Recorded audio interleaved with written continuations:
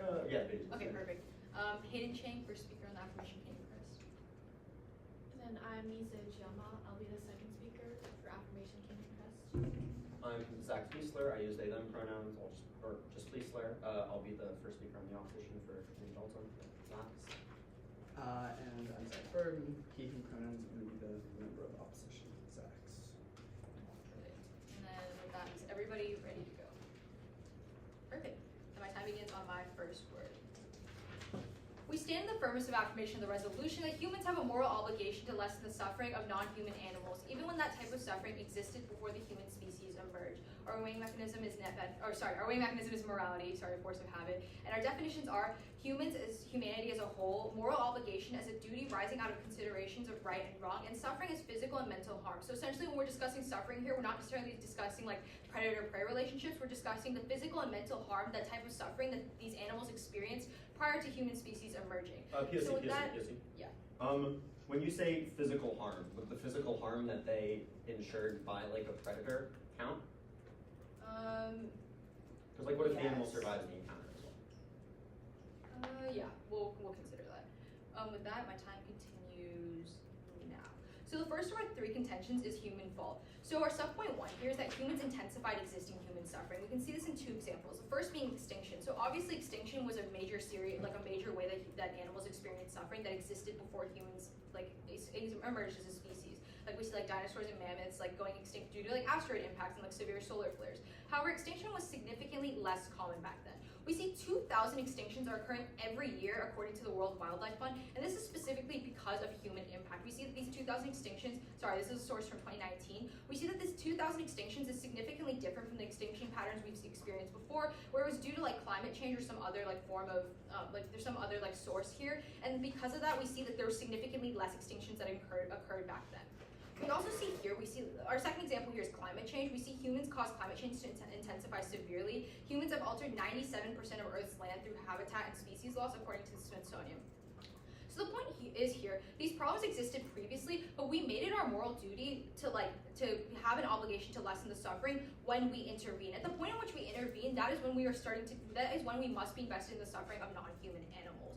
For example, you have no moral obligation to be cleaning your neighbor's garage regularly, but once you go in and you start trashing all the stuff in there, that's when it becomes your moral obligation. It becomes your moral obligation when you are the one who is directly causing that suffering. We see that a significant increase in animals who are dying due to this sorts of additional suffering. So our sub-point 2 here is additional types of suffering here. So first we see the point of this contention here is that we're seeing new types of suffering like farming and entertainment. And while obviously animals have previously experienced physical suffering, we see that these are new ways in which that physical suffering is being experienced. Like for example, cattle farming, we see cows are being packed extremely tightly together, chickens. We see this all happening through corporations and just agriculture as a whole, which obviously isn't an industry that developed until humans emerged. So what this means here is that while the suffering itself is the same, you're still experiencing physical pain, and this is specifically due to human influence. And this is millions and millions of chickens and cattle and all sorts of other agricultural. I'll take that at the end of this contention. And all sorts of other agricultural livestock as a whole. We also see entertainment, we see bears being used in circuses and other sorts of unique suffering in this case. And I'll take that POI now. Humans have harmed plants. Do you think that we have a moral obligation to plants as well? We believe that plants have a significantly different level of consciousness that's not comparable to non-human animals. So with that, let's go to our second contention, which is domesticated animals. Today, more than 90% of Earth's large animals are domesticated, according to CNN. That's 90%. And most of them are being farmed for food, according to a Pew Research study from 2019. So overall, what we see here is that we have an obligation. Just what's the tag of this contention? Domesticated animals. Okay, so with that, I'll continue now. So because of that, we can see, for example, when we looked at farmed animals, we're using them for food. This form of suffering of death for nutrition and food existed before, but humans made it mass production. Humans turned it into a way that's actually increasing the suffering of the animal as a whole. Previously in predator and prey relationships, obviously we see instances in which the predator is attacking the prey, but on the physical suffering experience, they're significantly less than the amount experienced when they're being put through agricultural mass production centers. So overall, what we're seeing here is that humans themselves are intensifying the suffering, and also they have an obligation. Simply put, they're owning these animals. They're domesticated. That means these humans own them. That's 90% of the animals. That means if you own something, you have an obligation to like lessen its suffering. We also see like a second point here is like pets. We see like pets are serving us in companionship. They're essentially our family at this point. Like we've come to a level in which domesticated animals are beyond just like domesticated animals. We've integrated them into our society. They didn't ask for us to like adopt them and turn them into and like make wolves into dogs, etc. What happened though is that humans did take on that burden, and part of like experiencing that relationship in which you're getting companionship from your pet is that you have an obligation to protect it. So we see here, just based on the fact that it's 90%, that's a significant majority, 90%, leaving only 10% that's actually like wildlife probably experiencing predator and prey. We easily get like the majority right here, just in the simple fact that like, again, 90%. So overall, the point is, if you own something, you have an obligation to lessen its suffering. So with that, let's go into our third and final contention, which is biodiversity. So our first subpoint here is like talking about like injury, starvation, and disease. We see that these are causes of suffering and death prior to humans. However, in like the status quo, especially uniquely because of climate change's impacts on both humans and animals, it's essential that we actually emphasize like lessening the suffering of animals through like rehabilitation and like biodiversity as a whole. Things like extinction and like cattle farming and agriculture and all of that, and all habitat destruction, etc. Those things, while obviously those things are specifically intensifying climate change. So overall, not only do we have a moral obligation to like the non-human animals, like this moral obligation also extends because our protection of non-human animals is going to create like a better environment for everyone on Earth. Because if we reduce that sort of like habitat destruction, we reduce like that sort of like injury, etc. It's showing that like there is an obligation that you have to your own people, which is just that like as an agricultural corporation or as an average person, like you need to be prioritizing like all involved on Earth here. Our second subpoint here is just like benefits on humans. Like we see, for example, like if we look at like bees, like without bees, like a lot of our crops are going to vanish. So overall, we see that like we're not only impacting like people, we don't have a moral obligation. Like this, when we have a moral obligation, it's not just affecting people on an animal level, it's affecting people on like a human level as well. So that means even if you don't buy the idea that if you don't buy that animals have the same level of worth as humans, you can at least see the impacts here as to like how like your obligations towards animals is going to actually be your moral obligation towards humans themselves. You have an obligation to be fixing like these issues of climate change, and a lot of that relates to how you can reduce the suffering of animals, such as things that I listed previously, like habitat destruction, etc. So with that, please cast your ballot for affirmation. All right. Well.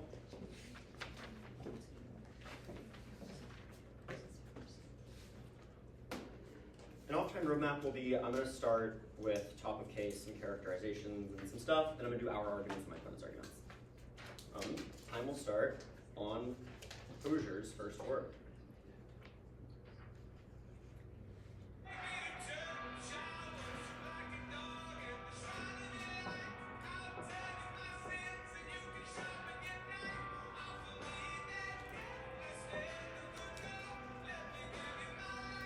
We can never understand what someone else's conception of morality is, how they understand pain and suffering, and how people in and of themselves actually want and effectuate change in society. Because of that, we are so proud to oppose this motion. Let's start off with some top-of-case characterizations. You should already be casting an opt ballot in this round. Why? Our opponents did not meet their resolutional burden of proving what the resolution is. It tells you two clauses. First, humans have a moral obligation to lessen the suffering of non-human animals. The second clause, even when that type of suffering existed before the human species emerged. Every single argument my opponents read you are about human actions, human interactions, and how humans need to solve this. Hypothetically, I won't, we could concede every single argument they read, and they still haven't proved the resolution true or false, because we can agree that humans have an obligation to not hurt animals, or to relieve suffering that we have caused animals. However, they need to prove that humans have an obligation to go out in the world and protect, like, the random animal that we don't know about that got bitten and is currently suffering right now somewhere. But even that, they don't even tell you that, like, animals really feel pain in a conceptualized way in this speech, yeah? What is a type of suffering? One example. Physical and mental harm. You didn't, I'm not contesting that definition of suffering. We're taking that definition. But then, One more characterization. What is the difference between obligation, prohibition, and permissibility? Because this resolution uses the word moral obligation. That means that you are categorically, you have to perform this action every single time you can. Permissibility means it's okay to do it. And obligation means you must do it, no matter what. So their resolution is saying that basically, let's think about this pragmatically, humans must be going out and helping animals in every single situation that they can. That is what my opponents need to be arguing and proving in this round, and they don't meet that. So, what is our framework and what morals do we say create obligations? Because our opponents also don't give you an explicit definition of morality. They just kind of apply to whatever we think is universal in this round. The opposition has some definitions. We're going to start off with why framing morality around pain and pleasure is really bad. This is our first contention on consequentialist framings. 4 subwarrants here. First is on unresolvability. We have no idea how other people feel pain and pleasure, specifically suffering. There is no way to understand how my pain feels compared to your pain. Every single effort in the world to create a scale for pain and pleasure has failed. We have been unable to universalize it. That means that in this instance, you literally have no idea how you can actually do it. Second, we don't know, this moving on to the second warrant, alternate actors. There are infinite other alternate actors that are causing harm to animals in this society, whether it be other animals, whether it be systemic problems, whether it be natural disasters. It is literally impossible for humans to have an obligation to go out and help every single one of these animals, which is why this is not a good moral framework to judge by.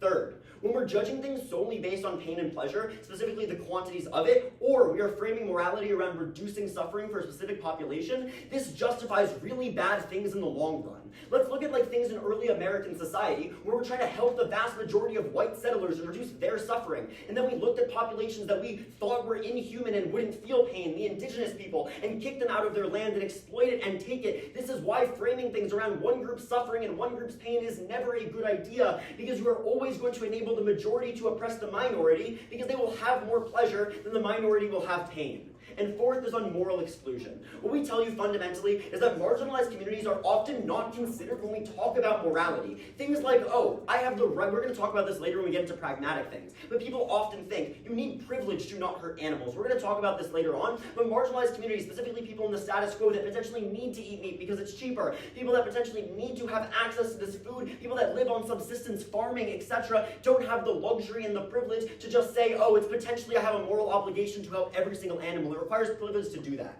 Our second contention is on why you prefer humans over animals within the ethical framework. Our opponents make a key concession in the first speech that consciousness is really important. They tell you that this is what separates animals from plants. This is also what separates humans from animals. They don't give you any implicit warranting about why animals have the exact same consciousness as the humans. First, humans created morality. All of our obligations should be centered around what affects humans and how humans interact with the world around us. We have no idea if animals even feel pain. Our own idea of that is basically we look in their brains and we think that their nerves are firing the same way that ours are, which means that we just assume that they feel pain. That is already framing it around humanity, and therefore why would we evaluate that? Because we're just guessing. Animals still matter under this sort of moral framework because everything in the earth is interconnected. This isn't exclusionary. This is just a pragmatic way of making moral decisions. Second, animals don't have the capacity for analysis, so that we know. If they do have the capacity for analysis, make this like an even if, they probably have the capacity for analysis in a different way that humans do, so it doesn't make sense to apply our morality to them. But, given that we think that they don't have the conception of why they take certain actions or why specific actions are right and wrong. That is the key difference between animals and humans. They have instinctive reactions that potentially get conditioned over time. There's no sense of morality that's intrinsic there. Then, our third contention is on pragmatic, 3 subpoints here. First, on low-income communities. Fundamentally, meat is useful. Killing animals and animal products, the exploitation and suffering of animals has actively benefited the vast majority of low-income communities by making food significantly more accessible, not accepted right now. This is really important and allows us to actually tangibly decrease suffering that we can quantify. People that we know are actively suffering, but then second, since we tell you that framing things around suffering is bad, one, we should ubiquitously prioritize marginalized communities because they are left out of moral frameworks and usually ignored. But then second, what we would tell you is that these groups already are suffering significantly more in the status quo, so even if you're framing it around suffering, you're still buying that.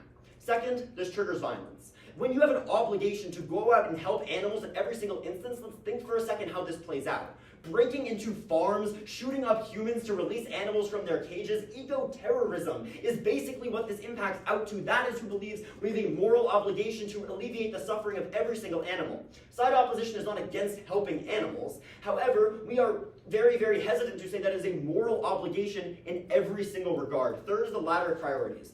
Why do we only care that animals feel pain? We would tell you that plants feel pain in a very similar way. If you believe in tiers of consciousness, then you're always going to buy humans first. If you don't, then you should evaluate plants the same way as animals, and then at that point, what else are people supposed to eat at that point?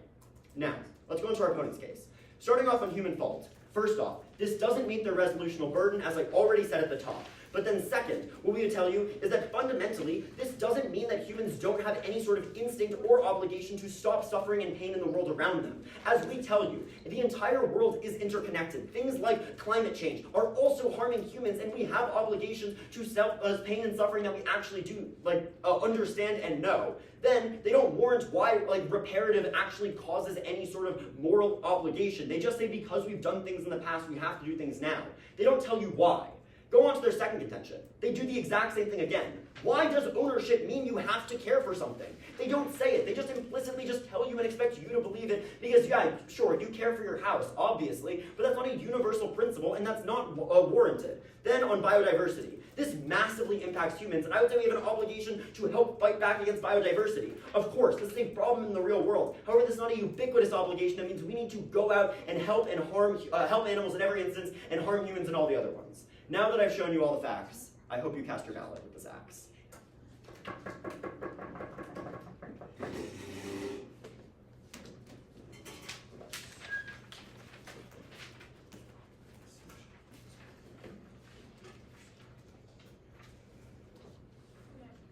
Are you guys good with the quick off time roadmap?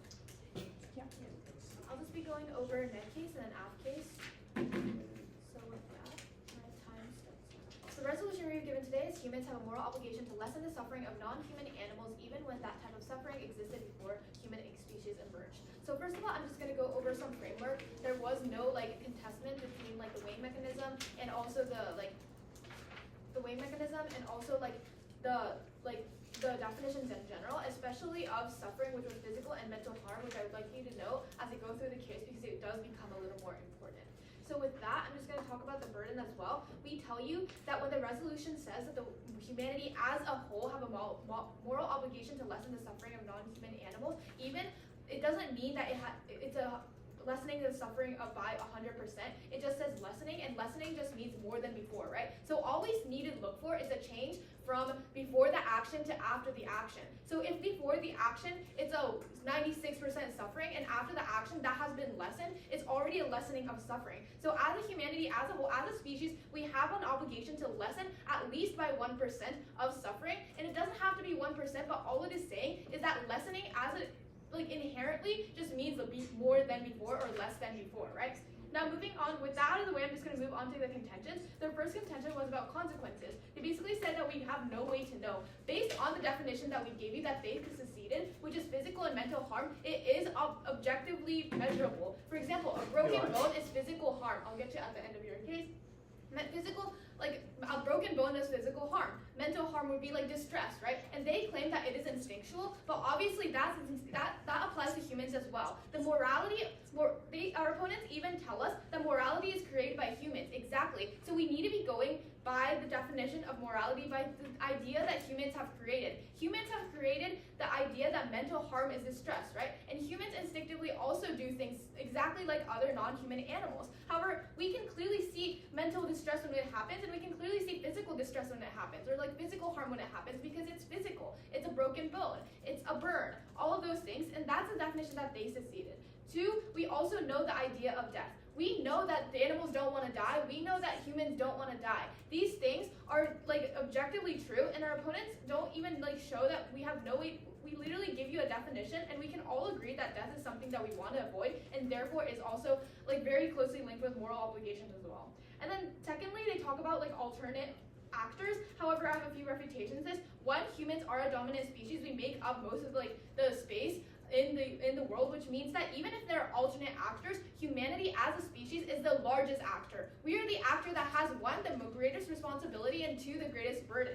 We are the dominant species, which means that even if there are alternate actors, it doesn't matter because we are the largest one. And also, secondly, this is like not topical because all we're talking about is like humans, and it's not mutually exclusive. Just because humans acted doesn't mean that other actors can't act as well. And thirdly, I think they meant like individual level actors, but we define like humans as the humanity as a whole, so like as a species. Now moving on to the majority versus minority argument, this is again not mutually exclusive, and we also talked about like again the humanity as a whole argument. It's not necessarily that like one person of the majority versus one person of the minority. We're just talking about humanity as a whole, and also I'll get you at the end of the flow. We're not necessarily saying somebody of a specific social economic status has to act a certain way towards animals. We're saying as a human species, because we have created things such as moral standards, we are like obligated to, one, enact them, and two, enact it on like animals. And then they basically talked about marginal people as well, but this is also completely out of the round. It's not, the link is extremely weak to just say that like, oh, marginal people don't have the luxury to be doing these things, because we're not specifically like targeting like certain people. And now moving on to their second contention, which was like humans, like in animals and things like that. And they specifically say in this contention that we created morals. I'm gonna turn this argument because we have the responsibility to use it if we're the ones who created it, right? Like if we're the people who created morals, and if humans are the only people who created morals, all of the arguments that they're saying, such as like there's no way to know, or like things like that, are completely out the window because we are the only people who have morals in the first place. So we do know because morals are something that humans create. So we're basically just saying we're enacting the process that we have created. Like no one's gonna check up on us and say that you guys are doing it wrong. No animal is gonna stand up, or like no cow is gonna tell us that we're doing morals wrong because we're the people who created morals. And by our definition, morals is basically like the suffering is gonna be physical and like mental harm. They basically also say that like animals don't like analyze, which we agree with, that animals aren't going to analyze anything, but we like state that like physical and mental harm specifically harms them, and like even if they're not going to overanalyze it, they still suffer, like they still die, they still have physical distress, and like physical harm leads to their death. So at the end of the day, the only measurable thing is death, and I feel like they don't give an alternative of like how to do that. Moving on to their third contention, which is pragmatism, they talk about like prioritizing people and things like that. However, again, this is not mutually exclusive. We tell you that by prioritizing the suffering of non-human animals, we can in turn also help humans as well. And because we have a moral obligation not only for the animals, but because of humans, because to humans, we want to increase biodiversity, and we want to make sure that the animals are not suffering. And they kind of make it seem as though it's one or the other. We either prioritize humans or non-humans, but that has nothing to do with the resolution. Then the whole contention kind of relies on that. And then, yeah, so with that, I'm going to move on to our case. Our first contention was about human fault. They basically just say that like climate change and things like that, or like things that like humans create. But like we tell you here, I think this like whole like contention is kind of missed. I'm just gonna clarify a lot of things. So what we're saying is that by suffering takes on a few forms, and we basically like suffering, yes, extinction has already existed, but because of humans, it has been amplified. And because we have an agency, we did something to that, but by amplifying it, by doing it more, we have an obligation to lessen it, right? So by that, just a clarification. I get one of you at the end of your flow, and all of these stats that we give you, such as like the 2,000 species every year, please flow that across. And climate change and things like that, like all of the statistics and things like that, please flow that across, because all of these are just showing you that there is harm in the world, and we should be fixing it. So all of that, like without humans actually having the moral obligation, they still continue. Moving on to our second subpoint, they basically said that like it's just because we did something bad in the past doesn't mean that we have the moral principle, but by morals that we created as humans, if we do something bad, we need to fix it, or we have more of an involvement in something if we are involved. That's all that the contention is saying, is that obviously, like if somebody is involved in something, they're tied to it, like physically tied to it. They have a moral obligation because they physically have agency in what they did before. The second contention is domesticated animals. They didn't really touch this. Specifically, subpoint 2 about pets was completely flowed through. We have obligation to pets because they're clearly we have emotional connections to them, and we have like other connections as well. They also completely did should not touch, that 90% of animals are domesticated, and that therefore we have an obligation, especially because we're using them for something. We can clearly see that they try to give themselves a stance of like, oh, we don't want to hurt animals, but if we don't have an obligation, moral obligation to do so, humans will not act, and so we have a moral obligation, especially because we created like the concept of morality. And our third argument was about biodiversity. They talked about like, they didn't actually touch this one. We talked about like the protection of animals and how it benefits the world. This is just saying that the impact goes out to the world as well, and not just non-humans.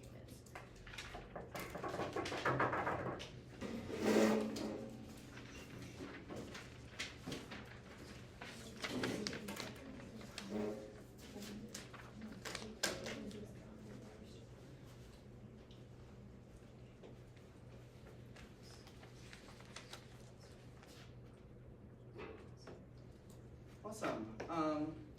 Off-time roadmap is that my roadmap will be on time. Time will begin in 3, 2, 1. Side government has come to you today with vague notions of morality, that is literally the quote of their framework, saying that things are universally moral without ever warranting why there's a principle of reparation, why there's a principle of just because you own something, you must therefore be good to it, like that's super intuitive to all of us. They never warrant out a single one of these moral arguments. Couldn't be prouder to oppose. 3 things in this speech. First, 3 top-of-case observations, which I think independently win us the round. Second, I'm going to go over opposition's case. Third, and finally, going to get to gov case. The first observation, which Fleisler very, very clearly articulates, is the idea of obligation versus permissibility. We agree. You should be allowed to do this. We think it is something which should be done, but we don't think that people should be obligated to do this. That is what side government must defend resolutionally. They say, well, this is just about lessening suffering. And yes, we agree, but there's still that obligation to lessen that suffering, an obligation to go out of your way, an obligation to say that as humanity, even if you're a low-income person who is struggling to put food on the table, that even you must put these animals first and find a way to reduce their suffering. No, thank you.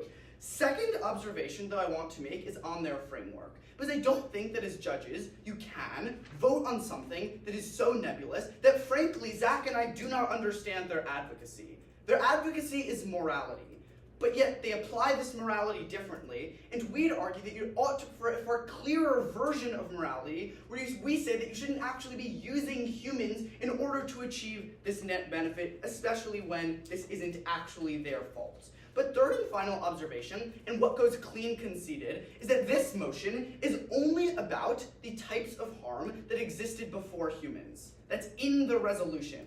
They basically clean concede this, which once again takes out their entire case. Last time I checked, animals can't be domesticated without humans, so their entire case about domesticated animals is honestly nonsensical to us. Let's go to our first argument, that why consequentialist framing is bad.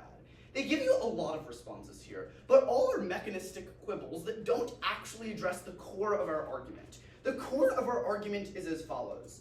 A, we don't actually know anything about animals. Does housing them in a certain way make them happier? We will never actually know. And that level of uncertainty will make any possible consequentialist impact A, uncertain, but B, and more likely improbable. That's why you prefer the probability weighing that you get out of the LOC.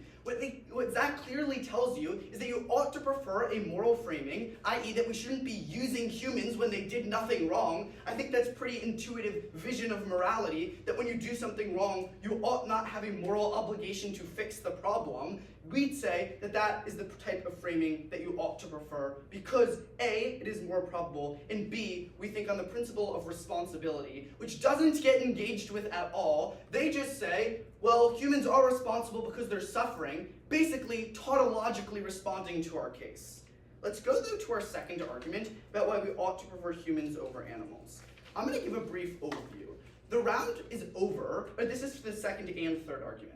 The round is over when they put themselves in a double bind. Do we care about consciousness or only pain and suffering? Because what Zach tells you in the LO is that plants feel pain and suffering, they can be killed in the same way an animal can.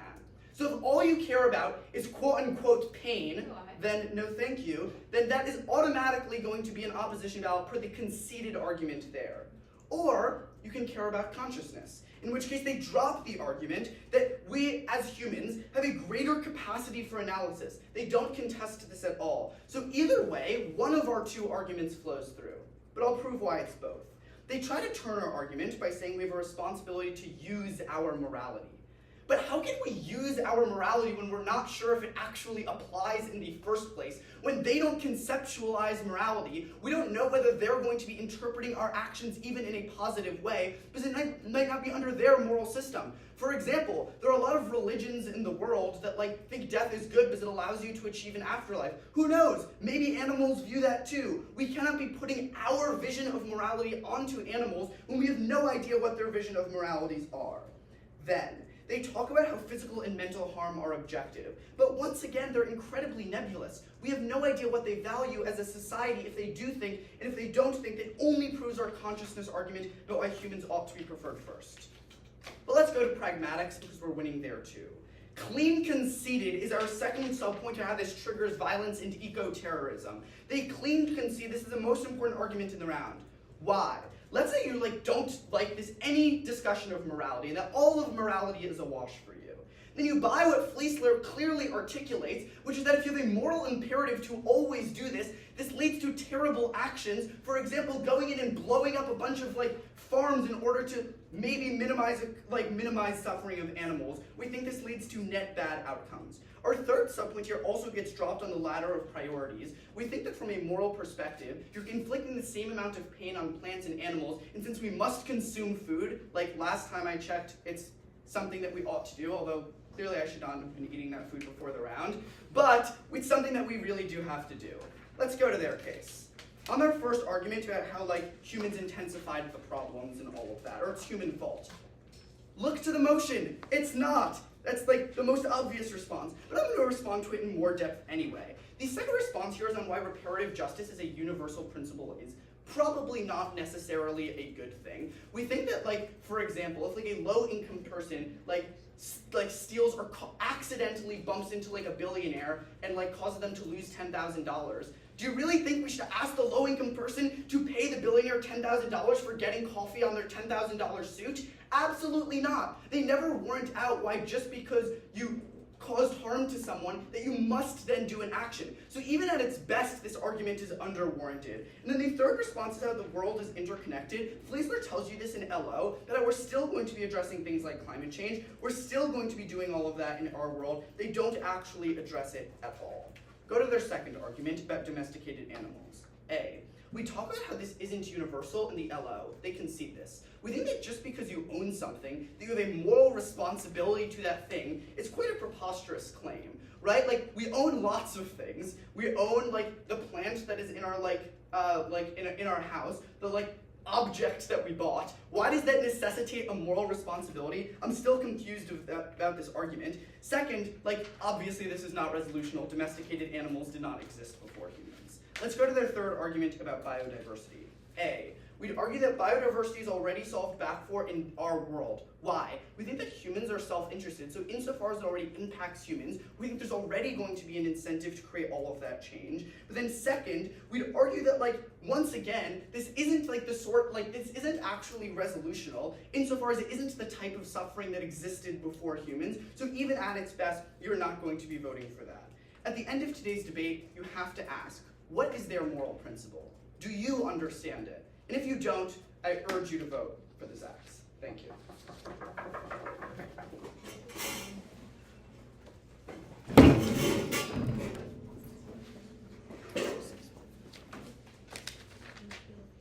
All right. So it's just going to be at the top and then just some voters. So I'll sign first. Okay. My time will start now. At the end of this round, you should be looking at two separate layers. First, at the top, what is morality? What are our obligations? And what are the burdens of the resolution that the government needs to prove? And then second, pragmatically, If you don't want to vote on morality at all, because honestly, I don't like moral arguments either. They're pretty hard to resolve. Anyone can just say anything and it's all about gut checks. Let's think about what would pragmatically happen and if that would increase more suffering. Because if we care about suffering so much, then why don't we look at that too? But on the moral level, I think our argument kind of goes pretty clean conceited. What is our argument? Our argument is very clearly, as Zach articulates in the double bind, that since humans, one, created morality, and two, they are all of these other principles that make judging things based on specific pain and pleasure so difficult, especially when we don't know the pain in and of itself, that means that we should be prioritizing humans at the center of our framework instead of animals. Sure, there may be permissible to lessen the suffering of animals, and yes, as we say on their case, things like loss of biodiversity, climate change, also cause the extinction of humans, which means that even under our obligation of what a moral framework is, you still probably are obligated to do those things. However, what we don't have are all of the disadvantages that we talk about in our case, such as the inability to resolve these issues, such as the inconsistent. Imagine if I have a different conception of what my animal thinks is moral as someone else, because we can never truly know. Because of that, you can't make a universal decision about what is moral and what isn't.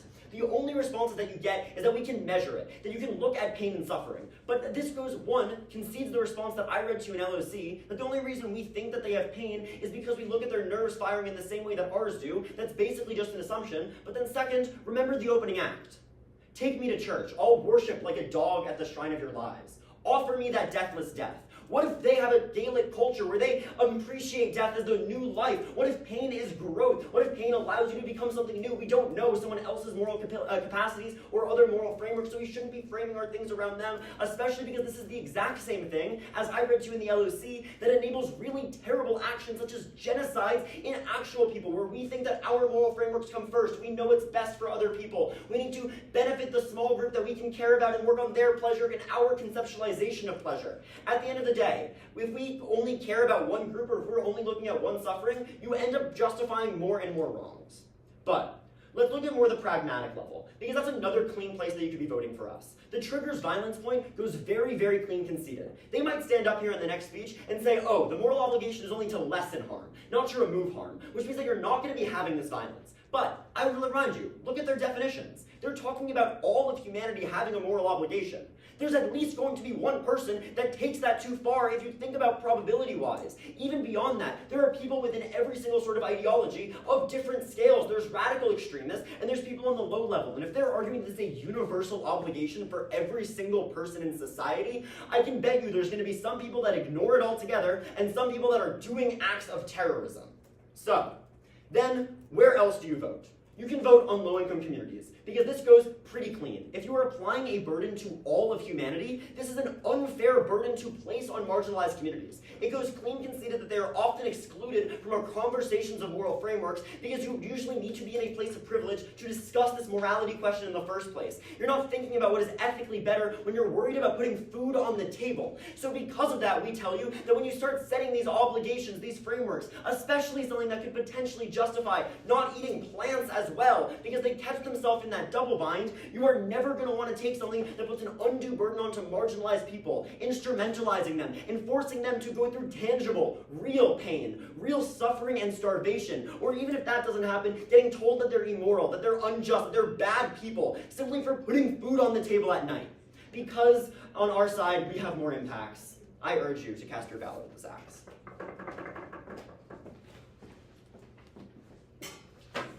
Is everyone ready for stop? Okay, brief off-time roadmap, AF case, then net case. With that, time begins now. So first off, I think the biggest conflict here is we see this argument against our weighing mechanism, morality, calling it vague, etc., and talking about how our obligations to lessen shouldn't be met because of marginalized communities, etc. We say that just because you have an obligation to something doesn't mean you actually need it. For example, governments have an obligation to do what's best for their citizens. Yeah. This is new. I read an argument in the LOC that obligations are a requirement. That's the difference between obligation and permissibility. That has been, when Zach extended it, that one conceded on the energy. It's worth weighing at the end, but I'll judge's discretion. Anyway, continuing now. So just because you have an obligation to something doesn't actually mean you need it. So what we say here is that this definition of like moral obligation, we clearly say that it's a duty arising out of considerations of right and wrong, but there's no way that in that a human is like absolutely forced to do it. That means like a marginalized person is going to be giving up like their food in order to do this. And I think that this is a very uncharitable characterization here. Second off, let's look at this definition of suffering. We discussed like this idea of like what type of suffering is. So first off, we very clearly outline this as physical and mental harm. We say that the type of suffering experienced here is physical and mental harm. We say that there's different ways to be experiencing this type of suffering, but we say the type of suffering is ultimately still physical and mental harm, which specifically existed before human species emerged. So we say that it's completely uneducational for a debate to just be around like the type of suffering that existed before human species that they're trying to propose. Otherwise, we're just going to go in circles about predator and prey relationships. It's clearly not how the resolution was written. It really doesn't make sense to argue it that way. The best form of debate is a debate that has clash. We lose clash if you argue about predator and prey relationships. Yeah. This argument about losing clash under that model is also new when we read that you have to prove the whole resolution, specifically suffering that existed before humans. Again, okay, I'm willing to drop it. And that. Okay, so with that we can see that we meet our burden ultimately, because what we're trying to prove to you is that suffering is physical and mental harm. It doesn't matter in the extension in which it occurs. We're arguing that suffering itself is physical and mental harm. So with that, let's go into our C1. They basically say like, oh, like climate change affects humans too. This is just so untopical, like there's no relevance here. They say like, oh, it affects humans too. Just because a human has a moral obligation to lessen the suffering of non-human organisms doesn't mean that all of a sudden humans lose their moral obligation to humans. These things are not mutually exclusive, and their characterization that it is like not, it's just completely nonsensical. So with that, let's move on to our C2. They basically say like ownership doesn't mean you have to care. Just because you own a house doesn't mean you have to care about it. Simply put, like a house is not conscious. This sort of comparison is like not, like this sort of comparison is just not fair at all. Like it doesn't really make sense. One is alive and one isn't. One feels things, one doesn't. And this whole point about how animals might not feel things, like why do we have animal cruelty laws then? This makes no sense based on their weighing of what, yeah. Animal cruelty laws as well. Okay, yeah, willing to drop it. Continuing now. So basically what we're saying is this whole idea is we know that animals feel pain, and the idea that they don't is just not charitable at all. So with that, let's go into our third contention, which is biodiversity. They basically say like their side is still addressing climate change. It doesn't really matter though. The point that we're making in this contention is talking about how moral obligation to animals is going to end up helping humans in the end. We're not actually harming humans in the process, and the idea that like our moral obligation to animals is going to hurt humans is like just the idea that is not going to be able to cross apply, because we're not removing moral obligations to humans in our way. So now let's go into their case. We first see on their C1 on consequentialism, they basically say we don't know anything about animals. Again, like we really can't debate then, because what are we supposed to debate on? We can only debate on what humans know right now. So if a human like believes that, like if science has shown that animals are conscious, that animals feel pain, and like this whole idea of like, oh, we're just observing based on nerves, there's nothing else we can observe off of then. How do we know that animals don't feel pain? We really, like, they're just trying to muddle the debate at this point. I think the arguments that like animals don't feel pain is just completely like irrelevant here, because obviously we can only base this off of like scientific research. We can only base this off of what humans have already observed. And then second of all, we say that like marginalized communities can't afford it. Again, just because you have an obligation to something doesn't mean you're actually able to meet it. Just like ability to meet an obligation is separate from an obligation itself. Like for example, you have an obligation to your children, but you're not always able to meet that obligation due to factors like work or like mental illness. So now let's go into our C2 about how humans are like more, their C2 about humans are more important than animals. First off, just a blanket refutation on this whole contention. We believe that it's like completely irrelevant. Just because like you have a moral obligation to lessen the suffering of non-human animals does not mean that your moral obligation to humanity is like lowered in some way. Those things are completely like your obligation to animals is not mutually exclusive essentially. They also say like what's the tiers here? Like they say like plants also feel pain, and we say like how do we know that plants feel pain under their sort of like mechanism here? Like we don't know how. The plants was also an LSD. Yeah, willing to drop it. Let's continue now. So now let's go into their C3 about pragmatism. They say that like, we need to be prioritizing people in marginalized communities. Again, I'd like to say that almost all of their contentions here are arguing about how we have an obligation to humans first, and we say that like that isn't relevant here. But that's fundamentally not a part of the resolution. The resolution clearly states that we have a moral obligation to lessen the suffering of non-human animals, and we think that argument about pragmatism is not relevant. And ultimately, we're not discussing practical outcomes, we're discussing morality. Just because you have an obligation to something, again, doesn't mean you actually do the actions that are associated with it if you're unable to. So overall, let's just look at this resolution. It's clearly stating that we're looking at moral obligations of lessening pain. Just because you have an obligation does not mean you have to meet it. Thank you. Great round, guys. Yeah, great round. Would you like us to go outside for ballots? I mean, I don't really care either way. You can stay.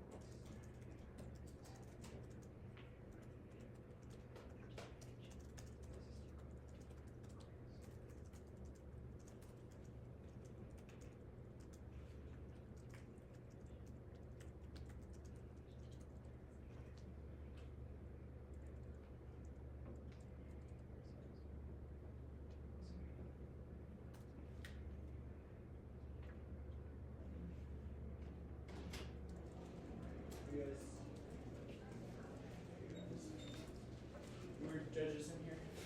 Yeah. These are the octo finalist plaques. Oh, cool. Thanks. Whoever ends up losing this gets. Oh, they get this? Yeah. Okay.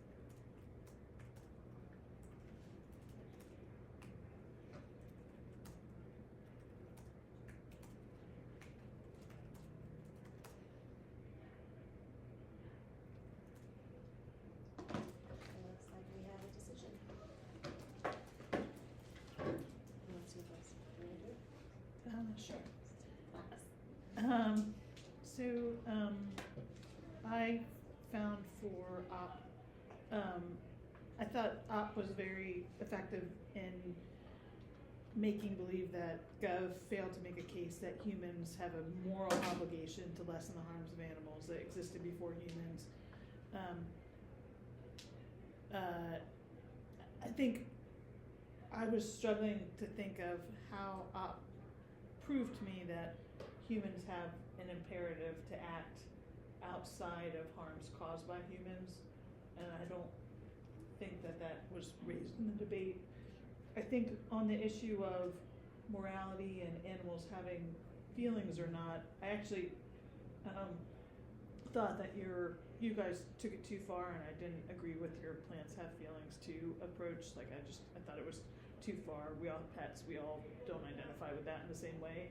But I think the problem for you guys is that even if animals do have feelings, it still didn't bring me back to the answer of why do humans have to act in a way with regard to those feelings, you know, to the extent that issues existed previously. I think at the end of the debate, you guys started to try to reframe things, but I think it was just too late by then because too much time was, first of all, it was too late to raise those issues, but also too much time was spent with the back and forth, you know, that you guys already had. I also voted for the opposition. I thought that the affirmation really struggled with like giving a framework that would have worked like kind of practically, and I thought that the opposition did a good job of like pointing out some of the potential flaws. Like I actually thought the like plant argument was a good example of like explaining why just because something like we think feels suffering doesn't mean that like all humans should have the moral obligation to protect it, like i.e. if it's like an ant or something, right? Like I think that brings like pragmatic problems that the opposition did a really good job of pointing out, that I don't really think there was a good response to. You kind of like, there's one point where I feel like you guys could have like won on, and it just didn't really get fleshed out. You kind of talked a little bit about like lessening suffering doesn't mean eliminating suffering entirely, and you also talk about like, you kind of bring in an argument of like, just because you have a moral obligation to do something doesn't mean you should, but I feel like that kind of gets like a little bit like contradictory and like stringent. Yeah, I mean, yeah. If you guys have any questions, I'm also gonna write out more of like an in-depth RFD, but if you guys have any questions, feel free to ask. And then I'm the third person who cast a ballot for opposition. I think this was a really tough, there was very little way to avoid a circular conversation with the topic at hand, so I think both of you guys did a good job, but I actually did buy the plants component of the argument, and the reason why is in the POC, you guys conceded that plants don't fall into the tiers of consciousness, and so with that concession, which wasn't then gone back and sort of addressed like how we could tease it apart, that was pretty critical in the decision making of like, tiers of consciousness apply sometimes, but some they don't. So I didn't buy that like, because you have a pet doesn't mean you have to take care of it. Yes, it does. So that was what didn't fall too close, but I also, the obligation versus permissibility was also a strong argument. I feel like you guys touched on it with like lesson being the key word, but again, the thread wasn't really pulled through. That said, congratulations on getting to the octos, and really good debate for a really hard topic. Great. Great job, guys.